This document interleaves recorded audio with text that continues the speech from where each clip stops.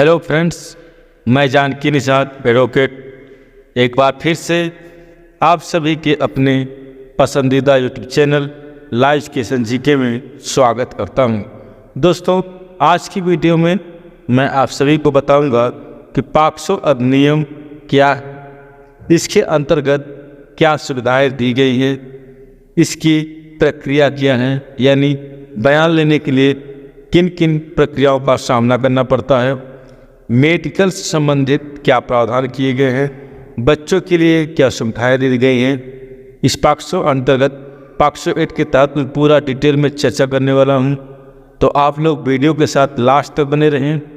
थोड़ी सी भी वीडियो को स्किप ना करें, क्योंकि यह वीडियो बहुत थोड़ी सी लंबी हो गई लेकिन बहुत ही अच्छी और जानकारी नॉलेजफुल होने वाली है। तो चलिए दोस्तों, वीडियो को शुरू करते हैं। उसके पहले अगर आप चैनल पर नए हैं तो आप मेरे चैनल को प्लीज़ सब्सक्राइब कर लीजिए। दोस्तों, भारत में बच्चों के यौन उत्पीड़न से संबंधित जटिल और संवेदनशील मुद्दों को ध्यान में रखते हुए वर्ष 2012 में पॉक्सो अधिनियम का स्थापना की गई, यानी लागू किया गया। इस अधिनियम का मुख्य उद्देश्य बच्चों को यौन उत्पीड़न से सुरक्षित करना तथा ऐसे मामलों में अपराधी को कठोर सजा दिलाने का प्रावधान इस अधिनियम के तहत किया गया है। दोस्तों, पॉक्सो कानून के तहत क्या क्या सुविधाएं दी गई हैं। पहली, 24 घंटों के अंदर बच्चों को संरक्षण व ज़रूरत के अनुसार चिकित्सा उपलब्ध कराई जाएगी।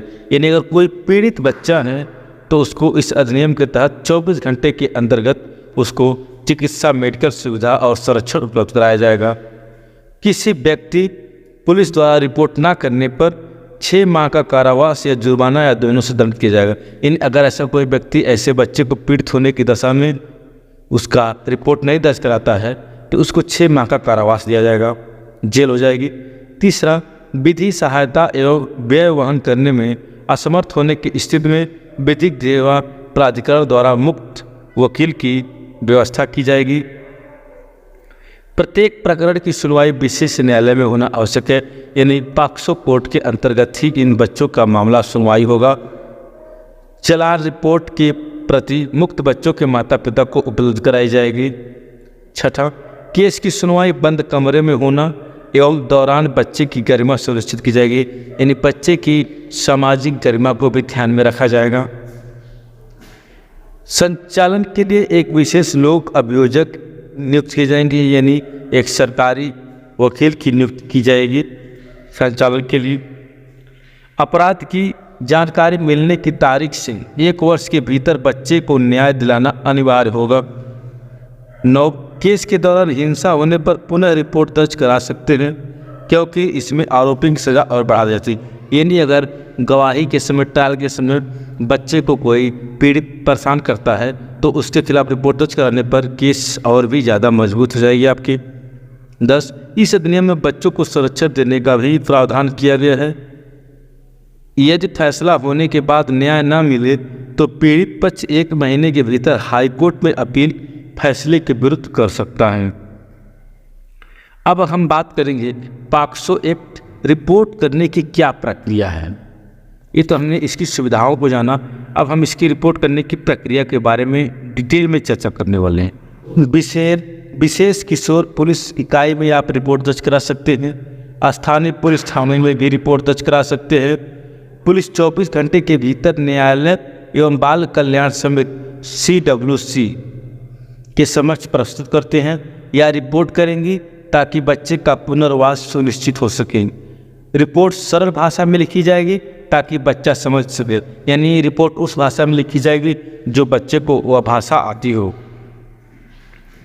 रिपोर्ट झूठी होने पर बच्चे को सज़ा नहीं मिलेगी, लेकिन व्यक्ति को 1 वर्ष तक की सज़ा का प्रावधान किया जाएगा। यानी जो बच्चा होगा, पीड़ित होगा, उसको सज़ा अगर नहीं, मतलब जो रिपोर्ट झूठी निकलती है रिपोर्ट, तो उसको नहीं, उसके जो संरक्षक होंगे उनको सज़ा का प्रावधान किया गया है। केंद्रीय बाल अधिकार संरक्षण आयोग होगा, राज्य बाल अधिकार संरक्षण आयोग होगा, महिला एवं बाल विकास विभाग होगा। चाइल्ड हेल्पलाइन 1098 पे कॉल कर सकते हैं। विशेष किशोर पुलिस इकाई में कर सकते हैं। बाल कल्याण समिति और पुलिस में भी रिपोर्ट आप कर सकते हैं। पॉक्सो अधिनियम के लिए पंचायत की व्यवस्था भी की गई है। अब हम बात करेंगे गैर सरकारी संगठन, सामाजिक कार्यकर्ता, समाज पीड़ित बच्चों के लिए विशेष सुविधा। दोस्तों, इस कानून में पीड़ित बच्चों को विशेष सुविधा दी गई है। न्यायालय में बच्चों के लिए मित्रतापूर्ण वातावरण बनाया जाएगा। बच्चों को बार बार न्यायालय में नहीं आना सुनिश्चित करना है। कार्यवाही के दौरान बच्चे की गरिमा सुनिश्चित की जाएगी। वीडियो कॉन्फ्रेंसिंग द्वारा गोपनीयता सुनिश्चित की जाएगी। समुचित प्रकरणों में बच्चे की परिस्थिति, पुनर्वास की जरूरतों के आधार पर मुआवजा देने का आदेश पारित कर सकता है। बात करेंगे पॉक्सो एक्ट के तहत बच्चे का कथन लेने की क्या प्रक्रिया है। दोस्तों, महिला पुलिस मजिस्ट्रेट द्वारा कथन लिखना है। नंबर 2, कथन के समय पुलिस अधिकारी वर्दी में नहीं होना चाहिए। नंबर 3, कथन लिखते समय बच्चा आरोपी के संपर्क में ना आए, ये सुनिश्चित करना है। नंबर 4, रात में बच्चे को थाने में किसी भी कारण से नहीं रोका जा सकता है। और नंबर 5, पुलिस द्वारा बच्चे की पहचान गोपनीय रखी जाएगी। नंबर 6, बच्चे के माता पिता या कोई बच्चे के भरोसे वाले व्यक्ति की उपस्थिति अनिवार्य होगी। जरूरत के अनुसार अनुवाद या निःशुल्क बच्चे के लिए विशेष उपलब्ध कराए जाएंगे, यानी विशेषज्ञ जो है उपलब्ध कराए जाएंगे उनकी ज़रूरत के अनुसार। दोस्तों, अब बात करेंगे पॉक्सो अधिनियम के अंतर्गत मेडिकल चिकित्सा परीक्षा की क्या विशेषता है, क्या व्यवस्था की गई है, इसको में हम क्रमबद्ध तरीके से समझने का प्रयास करेंगे। यदि पॉक्सो के अंतर्गत प्रकरण दर्ज नहीं हो पाया है तब तक चिकित्सा परीक्षा दंड प्रक्रिया संहिता 1873 की धारा 164 के अनुसार अर्थात आप सीधे मजिस्ट्रेट के समक्ष बयान करा सकते हैं। बालिका के प्रकरण में चिकित्सा परीक्षण महिला डॉक्टर द्वारा किया जाएगा। चिकित्सा परीक्षा के समय माता पिता या बच्चे का कोई विश्वास पात्र वहां पर उपस्थित रहेगा। यदि चिकित्सा परीक्षा के समय बच्चे की ओर से कोई नहीं है तब चिकित्सा प्रमुख द्वारा निर्देशित कोई महिला उपस्थित रहेगी। अब हम बात करेंगे पॉक्सो अधिनियम में सामाजिक कार्यकर्ता की क्या महत्वपूर्ण भूमिका होती है। तो नंबर 1, रिपोर्ट करने में मदद मिलेगी। अधिनियम की जानकारी देना और जागरूक करना। बाल विशेषज्ञ काउंसलर की मदद से बालक को मदद दिलाना। न्यायिक प्रक्रिया को त्वरित करने के लिए बजट रखना और फॉलो अप करना।